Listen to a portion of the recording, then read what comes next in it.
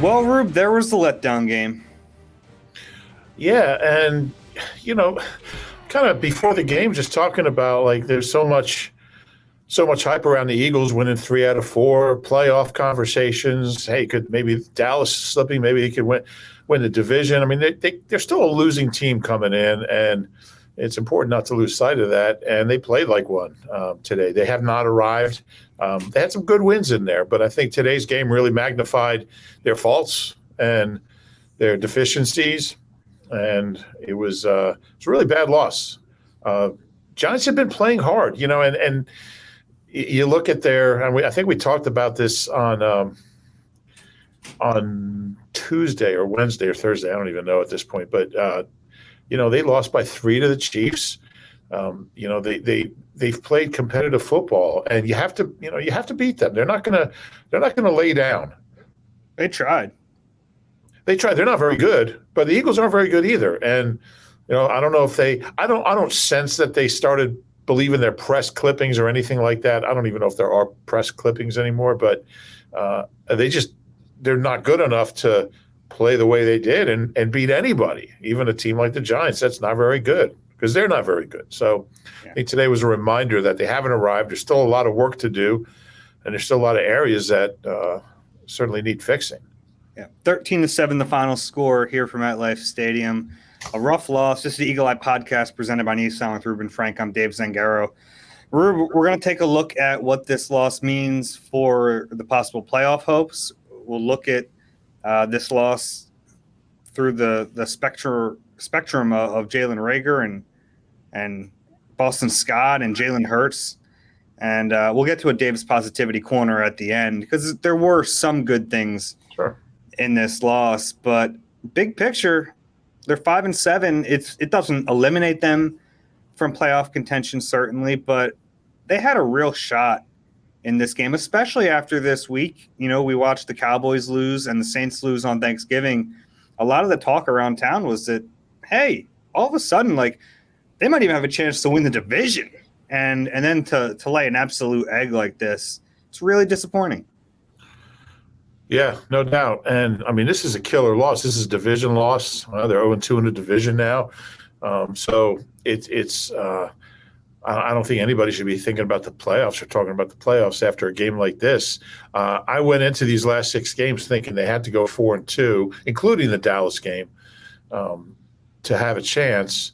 So there's not a lot of wiggle room left now. And there's, I think Washington's better than the Giants. The Jets won today. I don't think they're very good either, but the talk about going 5-0 in this stretch of Jets, Giants, Washington.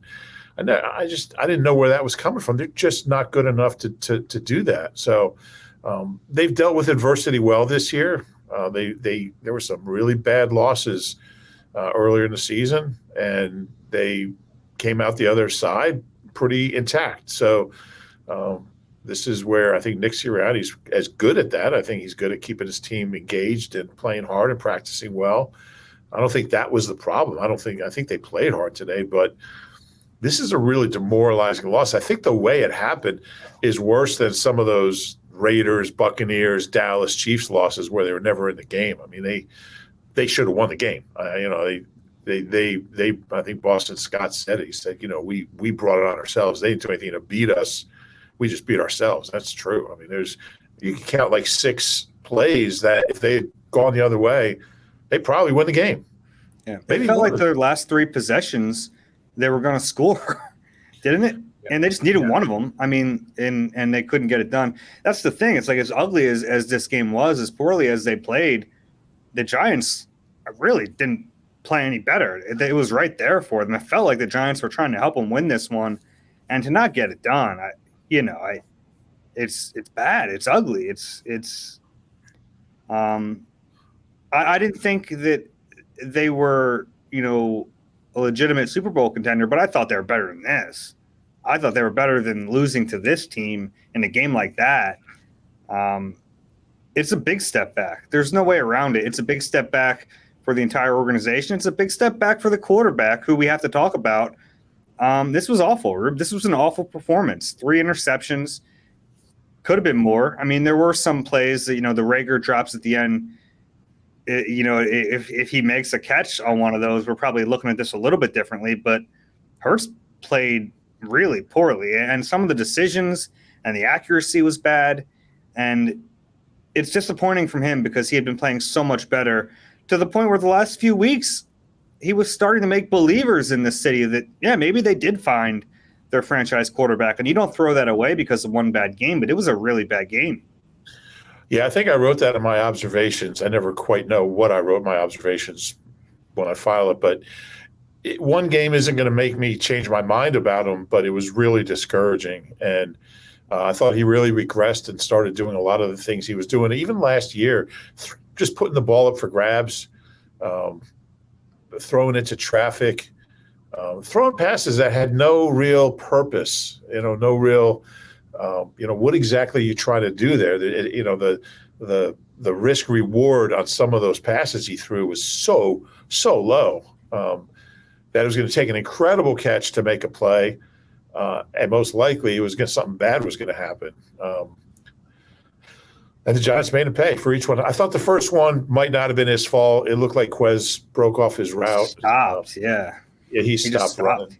The other two were totally on him. And the one before halftime, you just can't take points off the board like that. And he's got to know better. This is a 16th start. That's full season, or not anymore, it's not, but he's got to know better. Can't take points off the board. Throw the ball into the stands.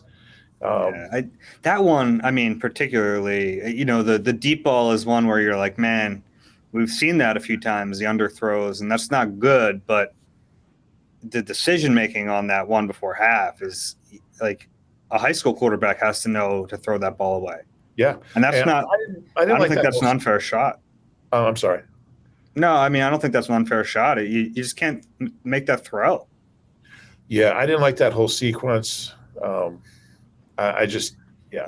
down, it was the throw to Greg Ward. It looked like he probably should have had that, actually. It did. It would have been a really good catch.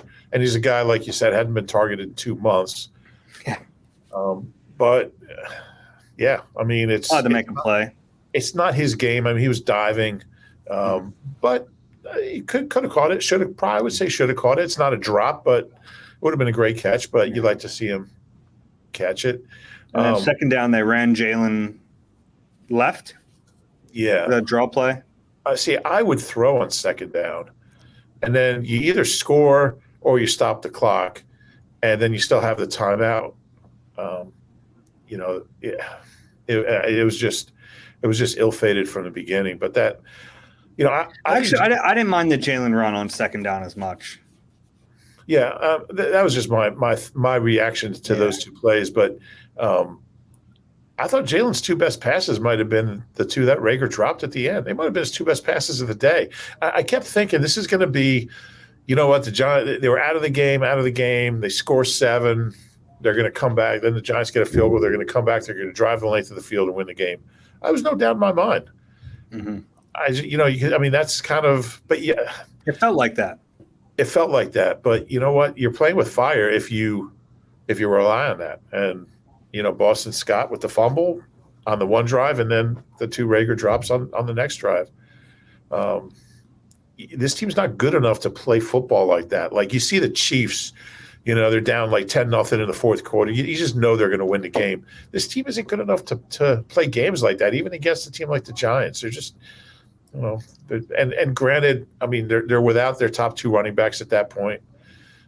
Miles was on the sideline and he was trying to – he never came back in, though. And obviously Jordan Howard didn't play because of his knee.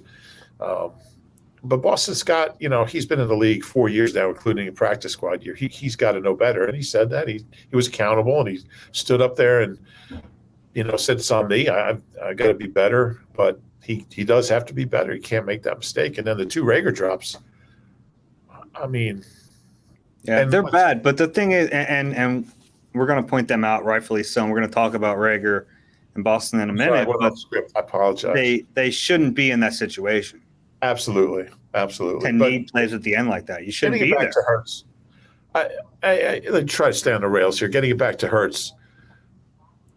This team has run for 175 or more yards in 5 straight games. And that's not sustainable. I mean, to score 7 points on 200 yards, I mean, that just tells you that there's really issues with the offense. No matter how many rushing yards you pile up, you can't win in this league without having a big time passing game. And you might win a couple games, you might beat some teams, but you've got to be able to make plays in the passing game routinely and consistently, and they just can't do it. And Jalen wasn't asked to do it a whole lot the last few weeks, and when he was asked, for the most part, he made the plays.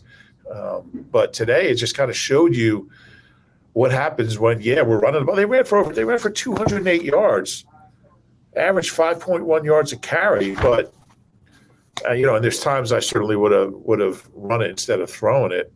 But it felt like they got away from it for a while in the middle of that game. Yeah, it did. How many times they ran? 33 times, which is like their lowest in the last 5 weeks. Yeah. But you have to be able to throw the ball. And, it's almost like when they connect on like an 18-yard pass play, you're like, wow, like that should be routine. They don't have a big play they don't have a 40-yard play since the Dallas game. Like, I feel like Jalen threw the deep ball better last year. That's one thing he just hasn't done well. He's underthrown all of them. Yeah. And that takes Queza pretty much out of the ball game. And, without chunk plays and for all these rushing yards, they don't have a long run. I mean, they don't have like a 50-yard run. Jalen's 31-yarder last week is their longest run in a 5-game stretch where they've run for like over 1,000 yards. Yeah, and Miles had one a 26-yarder today, and he got hurt on it. So hobbled off the field. I think he came back in, but I don't think he had any more carries. Mm-hmm. If I remember, maybe like one more play, but he didn't play much after that. I mean, I never thought I'd say they're running too much, but I feel like the passing game just isn't showing the growth that we need to see, and it's not that's a problem because. It's a big problem, and it's not just a Jalen problem. It's a Reagor problem, and it's a it's a Nick Sirianni problem, and it's an offense problem. But it becomes a Jalen problem when you're trying to figure out long-term things. Yeah, you're trying to figure it out if he's the guy, and it's really hard to know. I was so encouraged by the last few weeks, but in the back of my mind, it's always, well, they're not really asking him to do a whole lot. I mean, he's certainly doing what they need him to do to win these games, but I'm really disappointed by his performance. There's just no way around it. Yeah. Yeah, it was. I mean, it was at the point where, I wouldn't have benched him in this game. I would have left him in, but if they made that decision, I don't think I would have blamed them. Yeah, and I don't think that would really – I think you want to see Jalen in those situations. How does he deal with adversity? How does he deal with, 2-minute drill? How does he deal with all these things? You want to see him in all those situations. I wouldn't have done it either, but if Nick had made a change, I certainly wouldn't have been out of line. I know that. Yeah. Zach Berman's in the next podcast room making a racket. Come on, Zach. He's loud. But yeah, it was really discouraging. It was the type of regression I didn't think we'd see again this year. Yeah, and it's so tough because we're watching, and people are guilty of this in good games too, but you just feel like the pendulum swings too much one way or the other, good or bad game. I think you kind of have to take a step back and say, well, yes, it's an awful game. It comes after a few good games, and at the end of the year, you see what you have. Certainly, was this his worst game? This year, yeah, maybe ever. I mean, he had a couple games last year that were really bad. A lot of fumbles. Yeah. Joe Banner had a tweet last night, I think it was, where he said, no team's ever won a Super Bowl with a quarterback who runs better than he throws. I was thinking a lot about that. He's an incredible runner. I mean, he's an incredible runner, but where does it lead you? Where does it take you? He was 14 for 31, 129 yards. What was he, 17 passer rating? 17.5. Ran for 77. Yeah, that's what I mean. It's like you just can't win that way. Not over the long haul. I mean, he's going to rush for 1,000 yards this year. Mm-hmm. But I mean, he hasn't thrown for. Well, I mean, again, they haven't really asked him to. But when was his last touchdown pass? I don't remember. Yeah. Does he have one in the last 3 games? And again, a lot of that's on the receivers too. He should have had two in the last 30 seconds. He could have had 2 touchdowns. But yeah, it's a problem. And I'm really curious to see how he responds Sunday. We'll be back up here next Sunday. We'll probably be back in the same booths to do our podcast. I'm really, really curious. Yeah, look, I give him credit at the end of the game. I thought he did show a little bit in those 2-minute situations. And you're right, next week's going to give us another opportunity to see something different from him, how he bounces back from this game. Yeah, no question about it. There's so much to explore in Valley Forge and Montgomery County, PA. Montgomery County is composed of charming towns and main streets, each with its own personality, style, and unique vibe. Whether you're looking to get away with family or enjoy a special trip with friends, leave behind the stress of planning and use our guide to find some of the most amazing things to do in Montgomery County. Explore which town and which main street suits you the best, or visit them all. Visit makeitmainstreet.com, makeitmainstreet, one word.com, and plan your getaway today. So, Rube, we mentioned them a little bit earlier, Jalen Reagor and Boston Scott. First off, I give them credit because they came and talked to reporters, and I didn't think we'd hear from them. In this COVID era, there's no locker room access for reporters, whereas normally a guy has a mistake like that, you just go and park at his locker and wait for him. I didn't have much confidence that we'd talk to those guys after this game, and they both got up there and answered questions. So I give them a ton of credit for that. But they both made mistakes you can't make. And that's something that their teammates will certainly notice and appreciate. Mm-hmm. But yeah, that was good to see. But yeah, it was, they were. Let's start with Boston, because I feel like Reagor is a more in-depth conversation. Right. He fumbles. It's he admitted that he saw some green in front of him. He let his fundamentals lack. My eyes got big. Yeah, he didn't tuck it tight, and it was a nice play by Dexter Lawrence to pop it free. But yeah, he can't fumble there. Yeah, and it's one of those things where he's trying to make a play, but at that point, he's got 7 yards. You're moving the chains. You got momentum. Securing the ball is the most important thing. There's situations where, if you're desperate and you're trying to hit a home run, but that wasn't one of them. I mean, there was, that was the second to last drive. There was still time on the clock, and they were midfield. I think he fumbled at the 49. I think it was the Eagles' own 49. But he's, and it's it's funny because he's owned the Giants for so long. So, they got a measure of revenge on him, but he should know better. And on the one hand, you want to say, he's their third string running back. The other 2 guys were hurt. He's out there in that situation at crunch time, but it doesn't matter. He's been in the league long enough to know how to hold the football, and that was on him. It was a good play you're right. It was a good play, but if Boston's securing that ball in that situation, it doesn't happen. That was on him. Yeah. And I think back to a couple weeks ago, Sirianni was asked about the running back rotation, and he went off on his own little tangent about how impressed he had been with ball security. And then, the running, I think he even shouted out Boston specifically. He's never been a fumbler.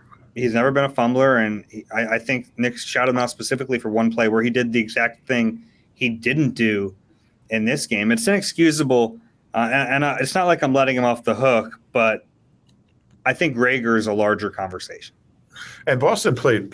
He ran the ball really well. He had 64 yards. Yeah, touchdown. He didn't have any. Oh, yeah, two short catches. But yeah, Reagor's.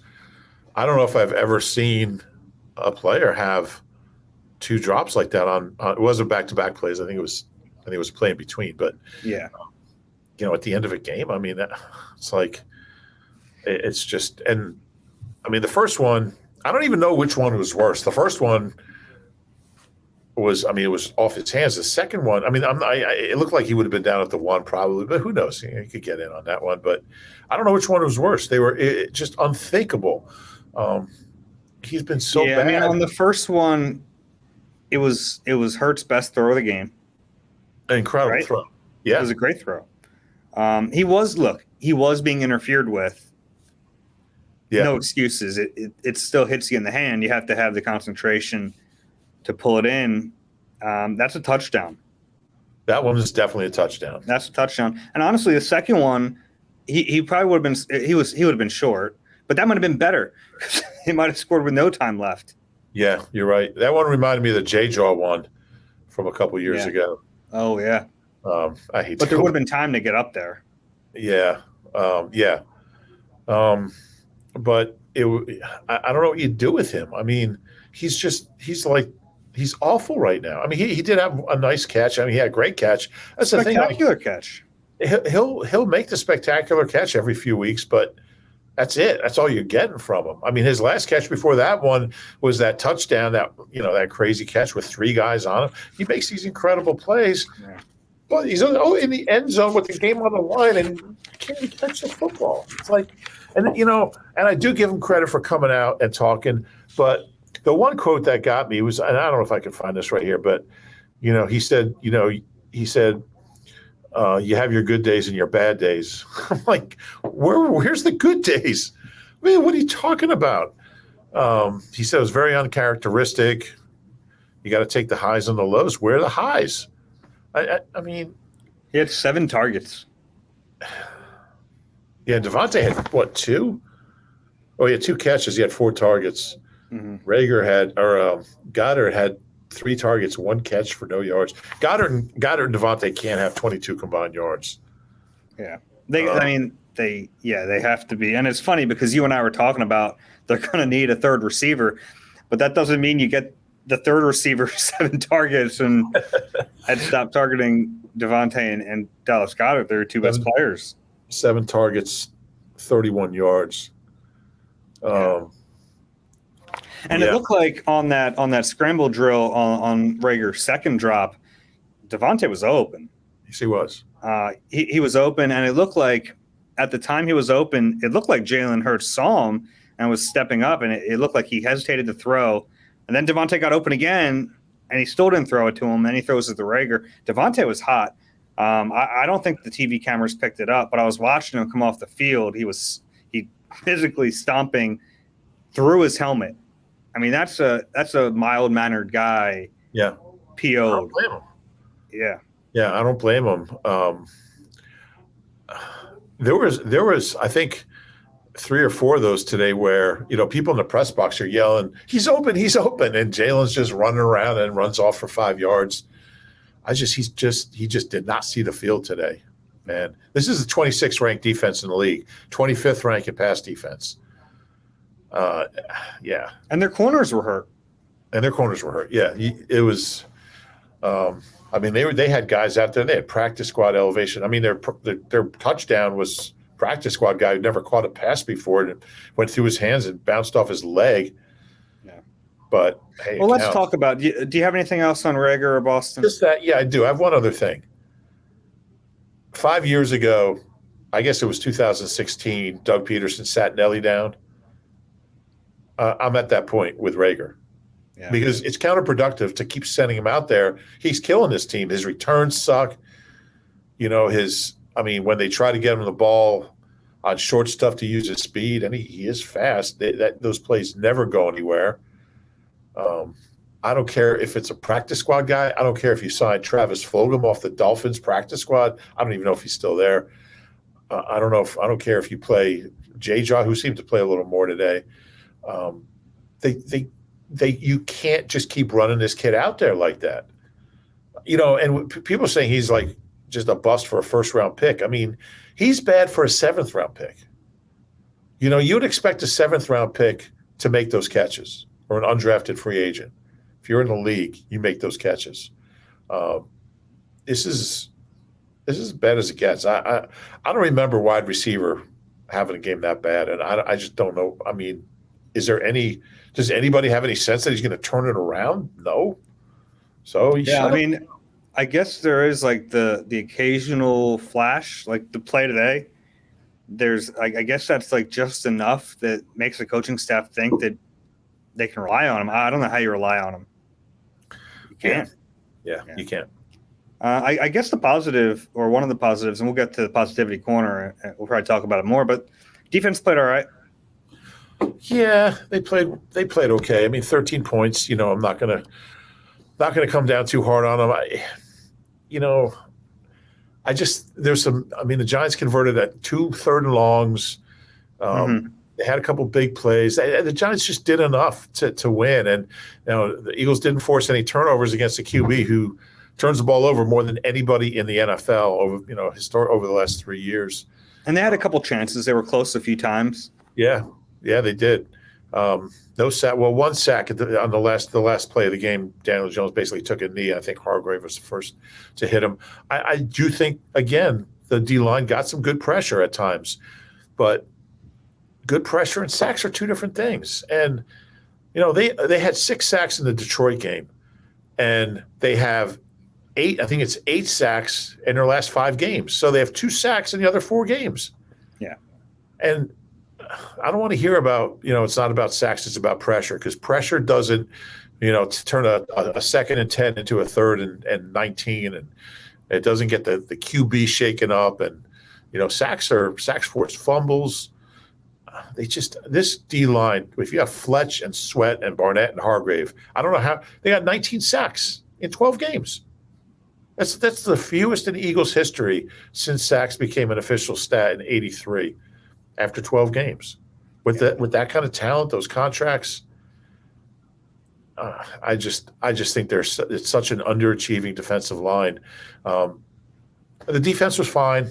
Look, you allow 13 points, you're supposed to win the game. So, but there's still things that bothered me. I thought they could have been better on some of those third and longs.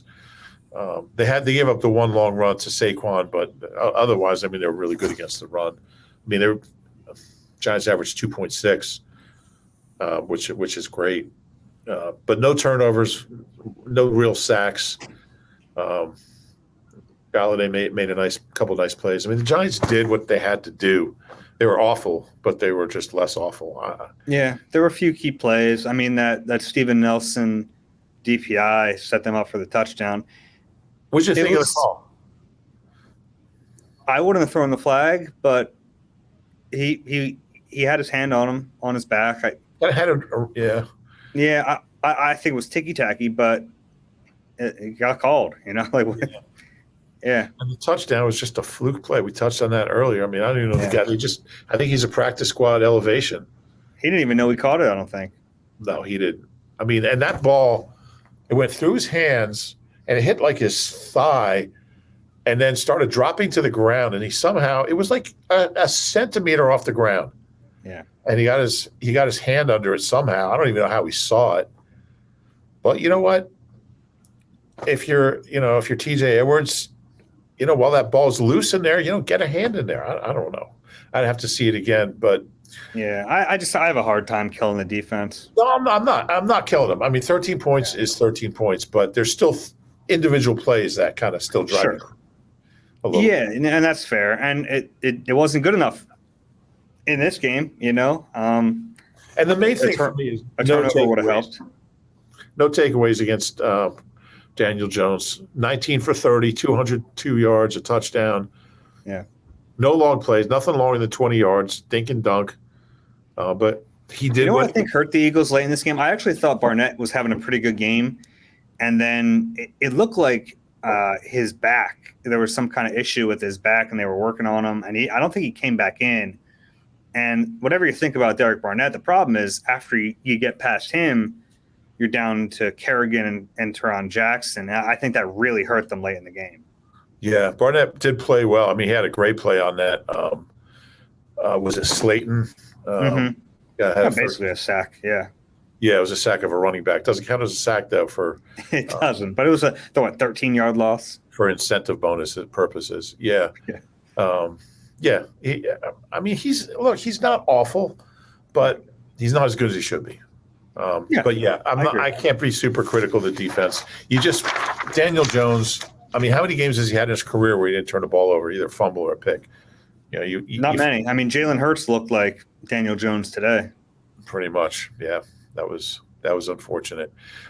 Score big with the AAA Eagles MVP membership, along with the superb roadside assistance and discounts we all expect from AAA. Get exclusive Eagles-related perks. For details, visit AAA.com/Eagles. Hey, it's Nissan year-end sales event with last chance offers you want to hang on to. Shop at your local Nissan store or visit nissanusa.com today. Better hang on to those deals before they slip away. All right, Rube, Positivity Corner. We'll ping-pong it back and forth. What do you got? Man, I have to go first? I can go first. Want me to go first? Yeah, you go first. Okay. I actually thought overall the defense did its job. I know that they didn't do enough to win the game, but you give up 13 points on the road, and even if it was 16, if they make that long field goal, I'd still be fine with that. The offense let them down today, and I know they're not going to say they're not pointing fingers, but the defense did enough. They did. I got two things, so we go back and forth. I thought Alex Singleton playing for Davion Taylor was really good, and he had not been playing well when he got not benched but kind of demoted/benched. He had 3 tackles for loss. He had a pass knockdown, 12 tackles. He and TJ give you decent linebacker play, and I thought Singleton was really good. Yeah. I'll give you Jason Kelce. Knee injury, I didn't think he was coming back in this game. Normally, a player goes in the locker room, they come back, they test the knee. He doesn't go back in. You think his day's done. I guess he was lobbying pretty hard on the sideline. That'd be my guess. And he goes back in the game, and he gives them, they really needed him because then Jack Driscoll gets hurt, who, by the way, might be serious. They ruled him out pretty quickly. So now you need Herbig at guard, and he clearly wasn't playing well at center. So Kelsey's just a tough son of a gun. And it was a cool moment, actually. Boston Scott talking about Kelce after the game. He said it makes a play like this. Can I read the quote here? Yeah, do you have it? Yeah. Yeah. He said, whenever I make dumb mistakes like that, it really hurts me because guys like Jason have been in the league for such a long time, and you don't know how many more years they have left. Guys like that make me want to give my all. Everything, and he talked about how he's the embodiment of a Philadelphian and all that, and how much he respects him and admires him. It sounded like he was near tears. Yeah, he was a little choked up about it. Yeah, that kid wants to win so bad, and you got to just admire Kelce so much. The guy hasn't missed a game since 2014. He's got. And it had to be killing them to see it, to see Herbig out there committing those really costly penalties. One wiped away a 21-yard Hurts a run, or 24-yard Hurts run. The other one was a 21-yard Boston touchdown. And I think the play. Boston would have scored. I don't think that play affected the play. But on the other one, it was a heck of a tackle by Herbie. Yeah, it was. But it was. That's accountability, and it's good to hear that. But you got another one for Kenny Gainwell didn't play last week. His playing time had diminished really for the last few weeks, and with Miles and Howard, Jordan Howard, obviously out. They threw him 3 times on those last 2 drives, two in a row, and he got positive yards. He 14 and 14. Yeah, he finished. He was our leading receiver with 3 catches, 14, and he had a 4 in there. But one of them he kind of batted in the air and secured it, which was good to see. He's a good receiver, and that was crunch time. That was those were big situations there, and when you can show up like that and make those plays in that situation, the coaches notice that. I know it's going to be tough once all the running backs are healthy. Whenever that is, we don't know, but I just think Gainwell's got to have, whether it's in the slot, like I still like that idea, put him in the slot, but it was good to see him make those plays. Yeah, I do have one more for the positivity corner. Yes. I made it here. You did. That's a big step. Yeah. If you guys remember, the last time we were up here was the preseason. My car got struck by lightning. So happy to make you here without incident today. A little bit of a white knuckle moment as I'm driving through the toll plaza where it happened, but I'm here. Everything was fine. Yeah, I was thinking about that driving up the turnpike. It was scary. Those thunderstorms that day. Yeah. It was that Thursday night. I mean, it was lightning just like in Lyndhurst and Teterboro and like all these Hasbrook Heights. There's lightning everywhere, and I'm like, man, I don't really want to be here. but I made it okay, and then left because the parking lot was so flooded. I thought I was going to lose my car. You never. And I did lose my car. You did. We almost went 0 for 2 in cars that day. Yeah. But all right, yeah, let's wrap this up. If you enjoy the podcast, until you get home, though. Yeah, probably. Wish me luck on the way home. If you enjoy the podcast, please rate and subscribe wherever you get your pods. If you're watching on YouTube, please click the like button and subscribe there as well. We'll be back with you during the week, and we're back here in 7 days at the same time doing a podcast again. So we appreciate you guys. This has been the Eagle Eye Podcast presented by Nissan. For Reuben, I'm Dave. We'll talk soon.